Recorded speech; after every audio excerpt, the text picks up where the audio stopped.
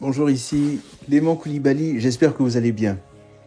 J'aimerais partager avec vous un message dont le thème est « Connais-tu la promesse de Jésus pour ta vie ?» Connais-tu la promesse de Jésus? Il y a certainement plein de promesses, plusieurs promesses que Jésus nous a faites, qui sont peut-être pas encore accomplies, mais c'est ce que nous allons voir. Nous allons voir aujourd'hui une spécifiquement et nous allons prier. Seigneur, merci pour ta parole, merci pour ton amour, ta bonté, ta fidélité. Merci pour ce que tu vas nous permettre de comprendre, de saisir au nom de Jésus. Amen.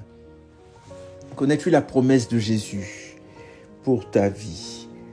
Vous savez, il y a dans Actes chapitre 1, on va prendre Actes chapitre 1, Dieu désire en fait que chaque croyant soit baptisé du Saint-Esprit et revêtu de la puissance, de la gloire du Saint-Esprit afin d'accomplir une œuvre. En fait, nous avons besoin du Saint-Esprit, ce n'est pas juste pour avoir, des frissons ou bien pour ressentir ou avoir certaines expériences tout simplement. Non, oui, c'est pas mauvais, mais il y a plus encore, il y a beaucoup plus que cela, notamment le fait d'être au niveau de la mission, de parler de Christ, au niveau de l'évangélisation, de voir des hommes et des femmes venir à Jésus-Christ. Et dans Actes chapitre, on va prendre le passage dans Actes chapitre 1, à partir du verset 8, c'est là qu'on voit une promesse, la promesse de Jésus pour toi qui m'écoutes, la promesse de Jésus pour tous les croyants. Dans Actes chapitre 1, verset 8, voici ce que le Seigneur Jésus a dit à ses disciples. Donc c'était après sa résurrection, mais avant son ascension, avant d'aller au ciel. Et là, il dit à ses disciples, « Mais vous recevrez une puissance, celle du Saint-Esprit, survenant sur vous, et vous serez mes témoins à Jérusalem, dans toute la Judée, dans la Samarie, et jusqu'aux extrémités de la terre. » Vous recevrez une puissance, Dunamis, vous recevrez une puissance, celle du Saint-Esprit, survenant sur vous, et vous serez mes témoins. Et le mot témoin est vraiment très intéressant. C'est le mot martus, d'où est venu martyr. Et un témoin, donc c'est quelqu'un qui voit une chose, qui voit par exemple un accident se passer, on l'interroge et en fonction de son angle, de ce qu'il a vu, il pourra dire voici ce qui s'est passé, donc il témoigne.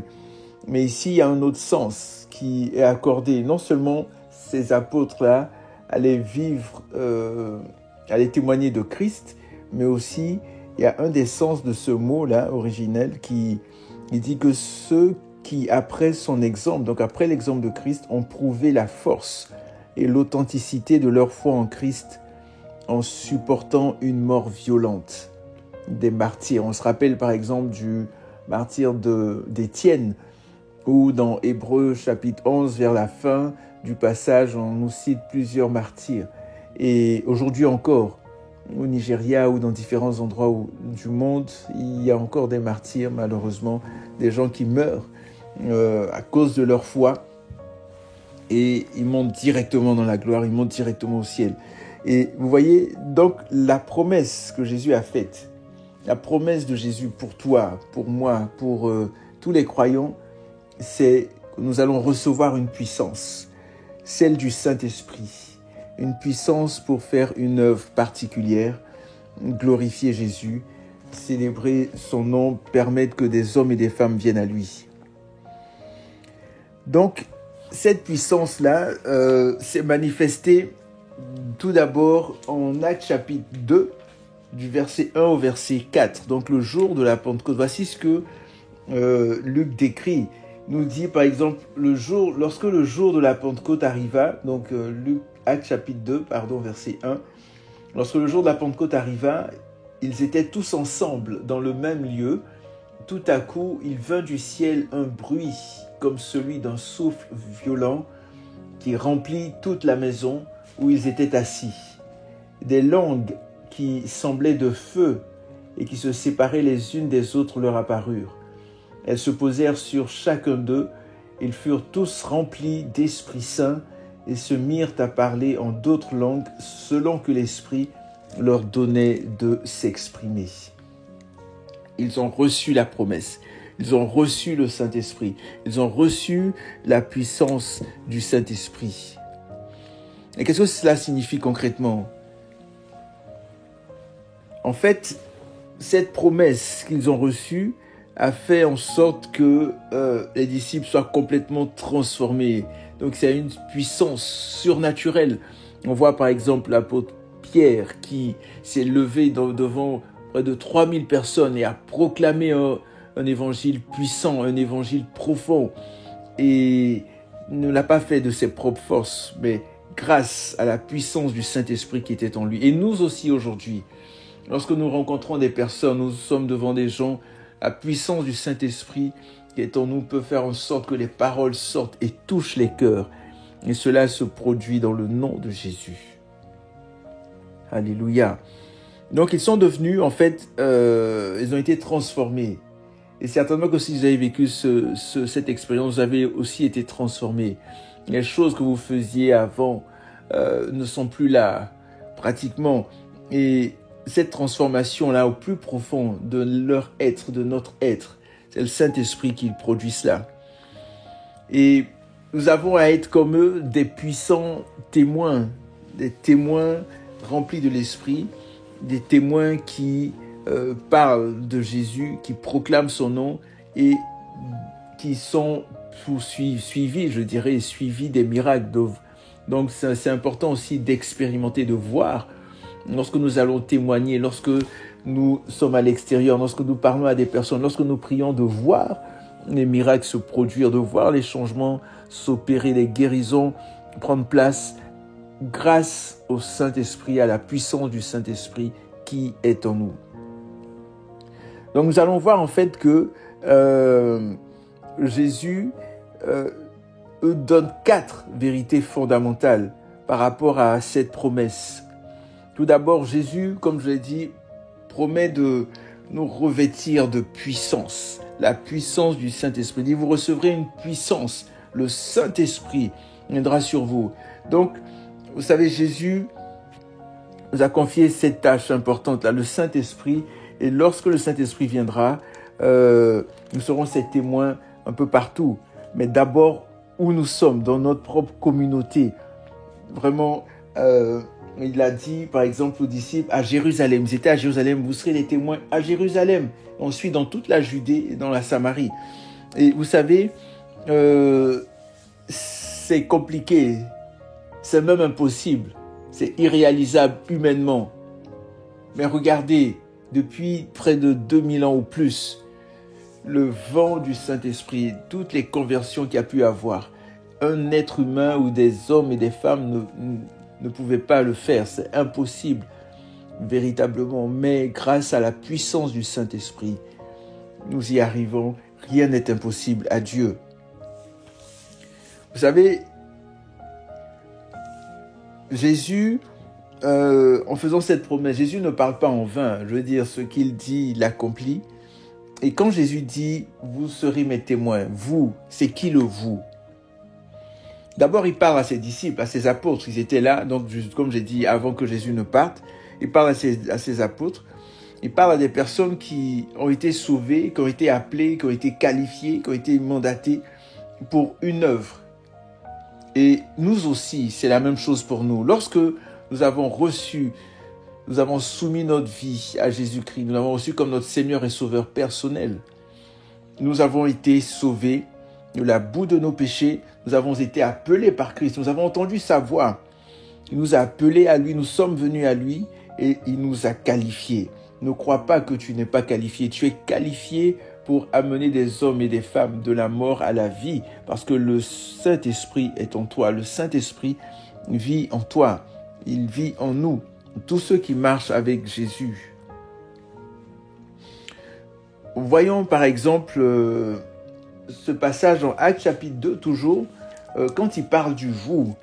Le vous nous touche aussi parce qu'il est dit au verset 38, Pierre leur répondit, 38 et 39, il dit « Repentez-vous et que chacun de vous soit baptisé au nom de Jésus-Christ pour le pardon de vos péchés et vous recevrez le don du Saint-Esprit. » Verset 39. Là, on peut dire qu'il parlait à ceux qui l'écoutaient véritablement. Mais au verset 39, on dit « Car la promesse est pour vous, pour vos enfants, et pour tous ceux qui sont au loin, en aussi grand nombre que le Seigneur, notre Dieu, les appellera. » Et là, c'est nous. On parle de nous, de vous, toi qui m'entends, mon frère, ma sœur, toi, cette personne qui m'écoute. On parle de toi, on est en train de parler de toi.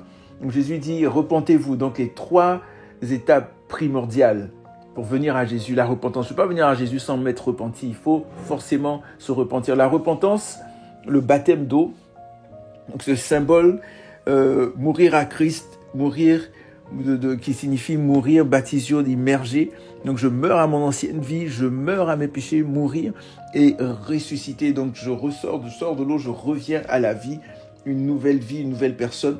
Et ensuite, le 3e point, recevoir le baptême du Saint-Esprit, recevoir le Saint-Esprit, la puissance du Saint-Esprit. Et donc cette promesse, il dit clairement au verset 39, et pour vous, pour vos enfants, donc les contemporains de Pierre, il dit, et pour tous ceux qui sont au loin, il s'agit véritablement de nous, en aussi grand nombre que le Seigneur, notre Dieu, les appellera. On ne parle pas juste du temps, d'un intervalle très court, mais ici le temps n'est pas précisé, mais Dieu est le maître des temps et des circonstances. Donc on voit ici un temps vraiment qui s'élargit, vraiment un temps beaucoup, beaucoup plus grand à ce niveau-là. Donc cela nous concerne, nous aussi.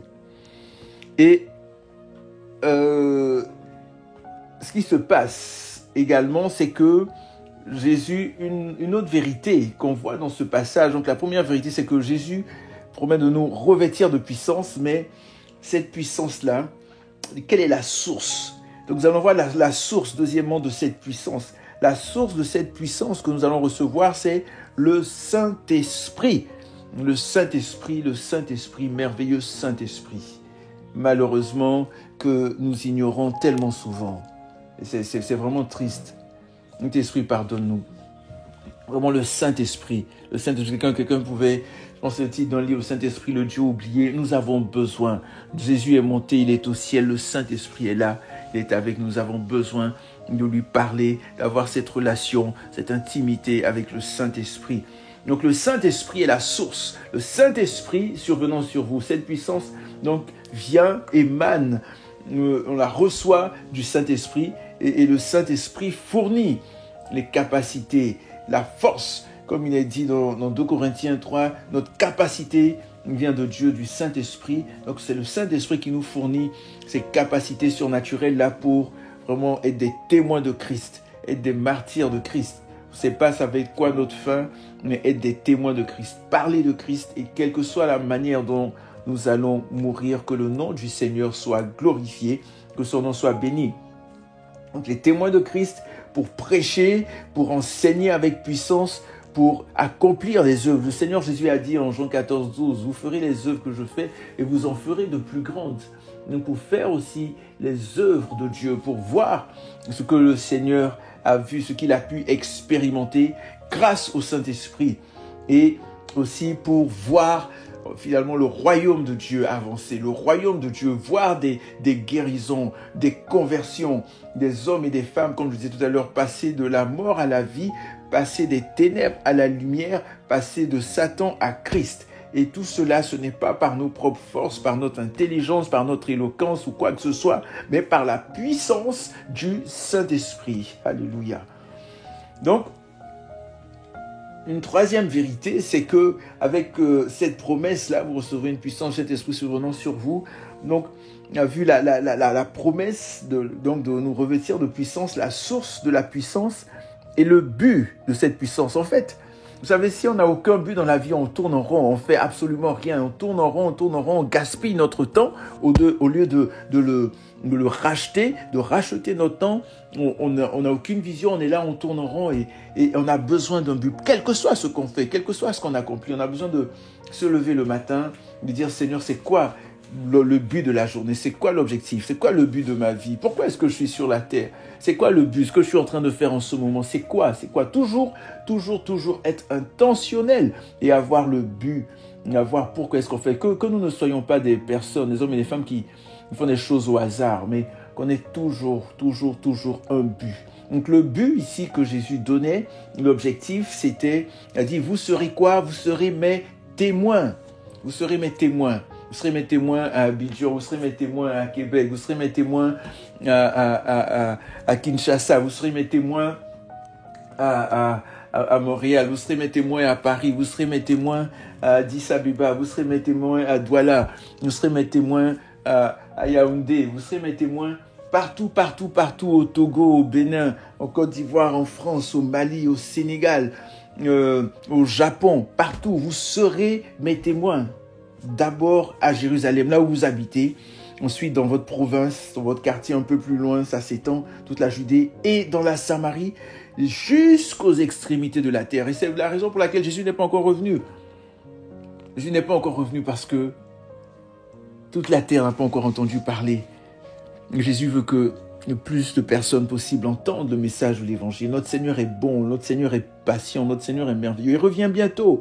Quand on voit tout ce qui se passe, quand on voit les signes, tout ce qui se produit sur la terre, mais le but du Saint-Esprit, de la puissance du Saint-Esprit, c'est d'être des témoins.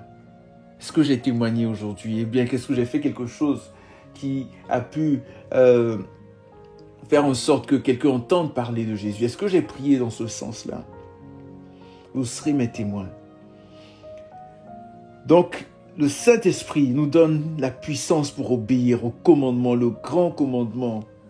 Donc le grand commandement, la grande mission de Jésus, qui est d'annoncer l'Évangile partout.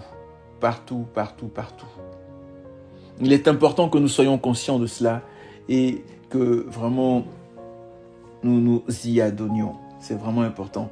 Et finalement, une dernière vérité par rapport à Actes chapitre 4, et ça, le verset 8, Actes chapitre 1, le verset 8, une dernière vérité, c'est le quand et le comment. Vous voyez, c'est le comment. Le comment est très important. On va dire, il faut prier, mais comment prier? Il faut jeûner, mais comment jeûner? Oui, c'est bien, mais comment est-ce que concrètement, c'est important d'être concret. Comment puis-je le faire? En fait, comment recevoir le Saint-Esprit, cette puissance? En fait, c'est pas du tic au tac, hein. Je veux dire du tac au tac, du tic au tac. Ce n'est pas parce que immédiatement, après avoir reçu, je vous ai lu tout à l'heure, repentez-vous, chacun de vous soit baptisé au nom de Jésus-Christ pour le pardon des péchés et vous recevrez une puissance. C'est pas immédiat. On voit par exemple que des personnes ont reçu le Saint-Esprit avant d'avoir le baptême d'eau, ou vice-versa, peu importe. Donc Dieu, en fait, ce qui est extraordinaire avec lui, c'est qu'on ne peut pas le mettre dans une boîte, on ne peut pas le comprendre, le saisir, sinon il ne serait pas Dieu. Et en fait, donc ce n'est pas quelque chose du tic au tac. Ce revêtement de puissance, en fait, nécessite quelque chose, une action de notre part. C'est pas qu'on va être là et puis les bras croisés et puis tout va nous tomber tout cuit dans le bec comme on dit, non. Et pour recevoir cette puissance, nous devons avoir la foi, F-O-I. Recevoir le Saint-Esprit, c'est la foi. On a besoin de mettre en action notre foi. Prenons Galates chapitre 3, à partir du verset 2. D'abord, prenons comme j'aime le faire, une mise en contexte. Aux Galates insensés. Donc, en fait, les Galates qui avaient bien commencé avec le Seigneur et tout, il y a des gens qui sont venus les tromper, les blaguer, les tromper, ils se sont éloignés un peu de l'évangile. Et Paul est en train de les sermonner, en train de dire, mais écoutez, réveillez-vous, attention. Et là, il dit, ô Galates insensés, qui vous a fasciné? Une autre version dit, qui vous a ensorcelé? Il dit, vous, aux yeux de qui a été dépeint Jésus-Christ crucifié. D'autres versions disent Christ a été peint. Donc Christ qui est une peinture, qui est un tableau, qui est un chef-d'œuvre, quelque chose d'extraordinaire. Il dit, mais qui vous a fasciné? Qui vous a ensorcelé? On vous a décrit Christ de manière extraordinaire. Jésus-Christ crucifié. Verset 2, il dit, voici seulement ce que je veux apprendre de vous. Est-ce en pratiquant la loi que vous avez reçu l'Esprit ou en écoutant avec foi? Est-ce qu'en pratiquant la loi, vous avez reçu l'Esprit ou en écoutant avec foi? Donc on reçoit l'Esprit comment? Avec la foi, en écoutant avec la foi. Par la foi vient de ce qu'on entend vient de la parole de Dieu, en écoutant avec la foi. La foi. Nous avons besoin de la foi. Ou en écoutant avec foi, ou la prédication de la parole, la foi.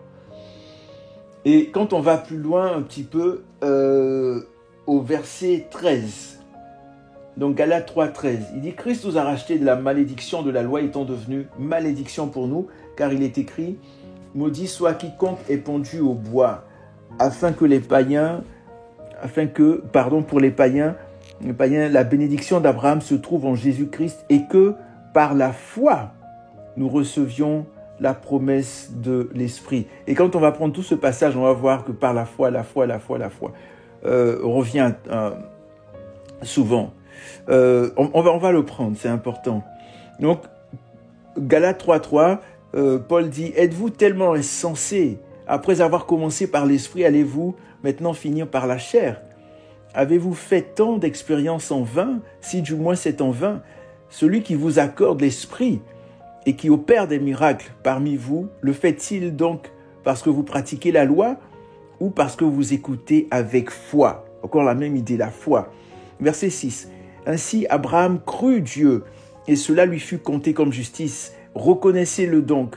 Ceux qui ont la foi sont fils d'Abraham, afin d'être remplis du Saint-Esprit. » Aussi, l'Écriture, prévoyant que Dieu justifierait les païens par la foi, a d'avance annoncé cette bonne nouvelle à Abraham. « Toutes les nations seront bénies en toi, de sorte que ceux qui ont la foi sont bénis avec Abraham le croyant. » Verset 10. « Tous ceux, en effet, qui dépendent des œuvres de la loi sont sous la malédiction, car il est écrit « Maudit soit quiconque n'observe pas tout ce qui est écrit dans le livre de la loi pour le mettre en pratique. Et que nul ne soit justifié devant Dieu par la loi. Cela est évident puisque le juste vivra par la foi. » Vous voyez ? Or, la loi ne provient pas de quoi? De la foi. Mais elle dit « Celui qui mettra ces choses en pratique vivra par elle. » Verset 13. Christ nous a rachetés de la malédiction de la loi, étant devenu malédiction pour nous, car il est écrit « Maudit soit quiconque est pendu au bois ». Donc Jésus a été crucifié. Verset 14. « Afin que pour les païens, la bénédiction d'Abraham se trouve en Jésus-Christ et que par la foi, nous recevions la promesse de l'Esprit. » Alléluia. Et cette promesse de l'Esprit, c'est celle que nous avons vue en Acte 1, verset 8. Vous recevrez la puissance, une puissance, celle du Saint-Esprit. C'est la promesse que Jésus a pour toi qui m'entends aujourd'hui, cette promesse. Et si jamais cette promesse ne s'est pas encore manifestée, on va prier pour que tu puisses l'expérimenter. Et si tu l'as, on va prier pour qu'elle s'attise encore plus, qu'elle augmente comme un feu. Nous avons besoin de la puissance plus que jamais, la puissance du Saint-Esprit. Alléluia. Donc, recevoir, comment cette puissance, c'est par la foi. On la reçoit par la foi. On a vu en Galates 3, recevoir par la foi. Et un autre élément aussi, c'est qui a une démarche en fait pour la recevoir par la foi. Quand on prend Luc, là c'est des paroles de Jésus lui-même, notre merveilleux Seigneur et Sauveur Jésus-Christ. Donc Luc 11 à partir, donc c'est les promesses faites à la prière, et on va prendre Luc 11 à partir du verset 5. Prenons le verset 5. Il leur dit encore, donc Jésus qui parle à ses disciples, à nous aussi, il leur dit encore, « Lequel d'entre vous aura un ami qui se rendra chez lui au milieu de la nuit pour lui dire, « Ami, prête-moi 3 pains, car un de mes amis est arrivé de voyage chez moi et je n'ai rien à lui offrir. » Si de l'intérieur l'autre lui répond, « Ne me cause pas d'ennui, la porte est déjà fermée, mes enfants et moi nous sommes au lit, je ne puis me lever pour te donner des pains. » Je vous le dis, même s'il ne se lève pas pour les lui donner, parce qu'il est son ami, il se lèvera à cause de son importunité, la prière d'importunité, et lui donnera tout ce dont il a besoin. Et moi je vous dis, demandez et l'on vous donnera, cherchez et vous trouverez, frappez et l'on vous ouvrira, car quiconque demande reçoit. Celui qui cherche trouve, et à celui qui frappe, on ouvrira. Verset 11. Quel père parmi vous, si son fils lui demande du pain, lui donnera une pierre? Ou s'il lui demande du poisson, lui donnera-t-il un serpent au lieu d'un poisson? Ou s'il demande un œuf, lui donnera-t-il un scorpion? Si donc, vous qui êtes mauvais, vous savez donner de bonnes choses à vos enfants, à combien plus forte raison le Père céleste donnera-t-il l'Esprit Saint à ceux qui le lui demandent? Alléluia. Demandez, demandez, vous recevrez. Je relis le verset 13. Si donc, vous qui êtes mauvais, vous savez donner de bonnes choses à vos enfants, à combien plus forte raison le Père céleste donnera-t-il l'Esprit Saint à ceux qui le lui demandent? Alléluia. Donc vous voyez, vraiment demandez par la foi. Demandez par la foi. Demandez et l'on vous donnera. Demandez par la foi. Ensuite, recevoir par la foi. Au verset 10, Luc 11, car quiconque demande reçoit. Recevoir par la foi.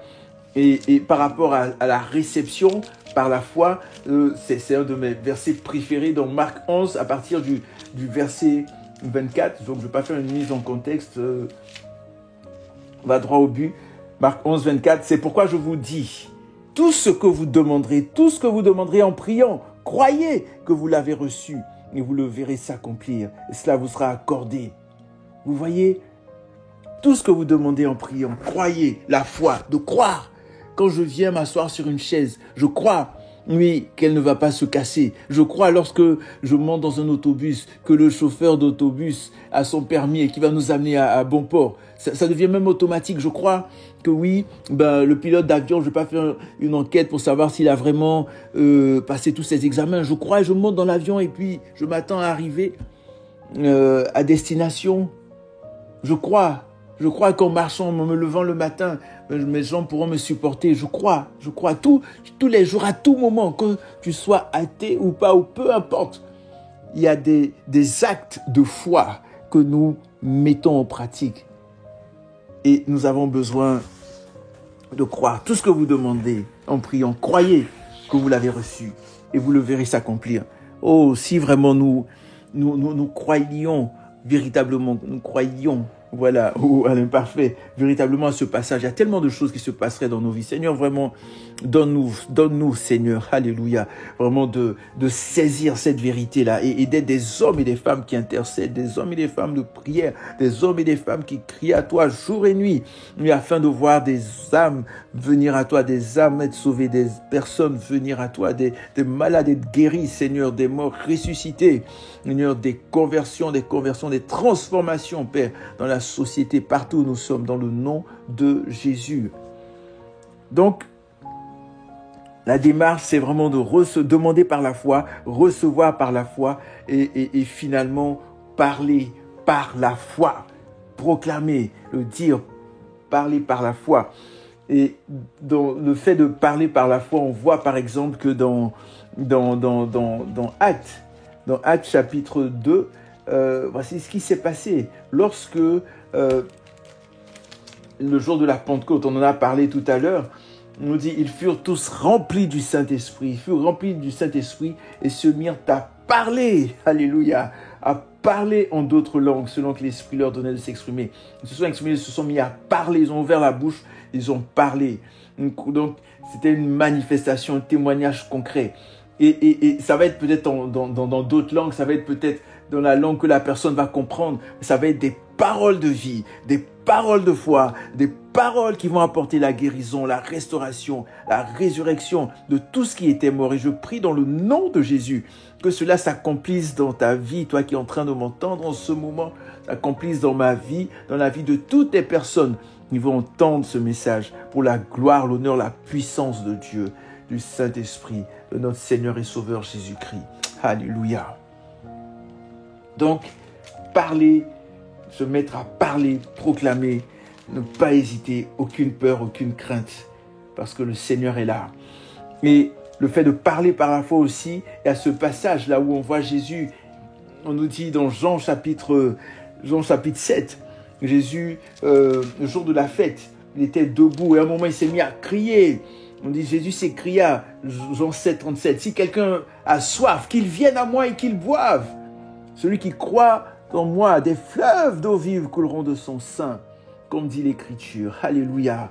Donc les fleuves d'eau vive, on se met à parler parce que à ces fleuves, on ne peut pas les contenir. Le Saint-Esprit est là. Des paroles qui sortent. Oui, ça peut être des paroles en esprit, des paroles en langue, ça peut être des paroles, des prophéties, des paroles, comme je disais, qui vont apporter la restauration, oui, dans les foyers, des paroles qui vont, oui, être remplies de sagesse, remplies d'esprit de sagesse, l'esprit d'intelligence, des paroles qui vont apporter la guérison, des paroles qui vont apporter la résurrection, des paroles qui vont susciter tout ce qui était mort dans ta vie, dans ma vie, dans nos vies, au nom de Jésus, des paroles, parce que nous aurons la puissance du Saint-Esprit, nous aurons le Saint-Esprit en nous, le Saint-Esprit avec nous, le Saint-Esprit pour nous. Saint-Esprit, que nous ne t'abandonnions pas, que nous marchions toujours avec toi, Père, au nom de Jésus. Amen. Alléluia. Alléluia. Oui, Seigneur, je veux te bénir, te rendre grâce pour ce que tu as permis que nous partagions aujourd'hui. Seigneur, je prie que si peut-être quelqu'un était refroidi ou avait une certaine conception du Saint-Esprit, Seigneur, que vraiment tout cela puisse être transformé, qu'il puisse expérimenter, qu'elle puisse expérimenter, oui, Seigneur, une touche de ta part, de ta présence, merveilleux Saint-Esprit, dans le nom de Jésus. Nous puissions savoir, que nous puissions avoir une véritable intimité, une plus grande intimité, Seigneur, avec toi, et que tous les jours, nous puissions, Seigneur, à tout instant, dépendre de toi, merveilleux Saint-Esprit, parce que toi, tu connais la fin d'une chose avant son commencement. Oui, tu connais tout ce qui se passe, Seigneur mon Dieu. Tu n'as aucune limite, Saint-Esprit. Et c'est nous qui te limitons. Pardonne-nous pour cela, Père. Que la gloire, l'honneur, la puissance te reviennent pour les siècles des siècles. Amen. Donc, portez-vous bien, que Dieu vous garde, que Dieu vous bénisse. Repentez-vous, vos péchés, soyez baptisés d'eau et vous recevrez la puissance du Saint-Esprit. Et si vous n'avez pas encore fait ce pas-là de dire « Seigneur Jésus, j'ai besoin de toi, pardonne-moi mes péchés », faites-le. Jésus revient très bientôt. Portez-vous bien et à la prochaine. Que Dieu vous garde.